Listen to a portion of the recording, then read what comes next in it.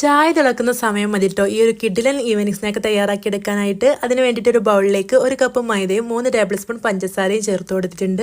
ഇനി ഇതിലേക്ക് ഒരു 3 ടേബിൾ സ്പൂൺ യോഗട്ടും കൂടെ ചേർത്ത് കൊടുക്കണം കേട്ടോ. ഞാനിവിടെ ക്രംബ്രിയുടെ നാച്ചുറൽ യോഗട്ടാണ് എടുത്തിട്ടുള്ളത്. ഒത്തിരി പുളിയുള്ളത് എടുക്കരുത് കേട്ടോ.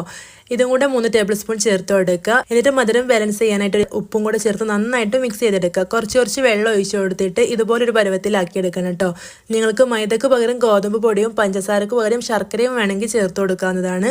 ഇതെല്ലാം കൂടെ നന്നായിട്ടൊന്ന് മിക്സ് ചെയ്തെടുത്തിട്ടുണ്ട്. ഇനി 1/4 ടീസ്പൂൺ സോഡാപ്പൊടിയും ഒരല്പം മഞ്ഞൾപ്പൊടിയൂടെ ചേർത്ത് കൊടുത്തിട്ടുണ്ട്. ഒരു കളറിന് വേണ്ടിയിട്ടാണ്, ഓപ്ഷനിലാണ്. ഇനി ഇതുപോലെ ചൂടായ എണ്ണയിലേക്ക് ഓരോ തവി വെച്ചിട്ട് മാവ് ഒഴിച്ചു കൊടുക്കാം. ഫ്രൈ ആയിട്ട് വരുമ്പോൾ ഇതുപോലെ പൊങ്ങി വരും കേട്ടോ. തിരിച്ചും മറിച്ചൊക്കെ ഇട്ട് ഫ്രൈ ചെയ്തെടുക്കുക. നല്ല ടേസ്റ്റ് ആണ്. ഇഷ്ടമായിട്ടുണ്ടെങ്കിൽ ലൈക്ക് ചെയ്യാനും ഫോളോ ചെയ്യാനും മറക്കരുത്.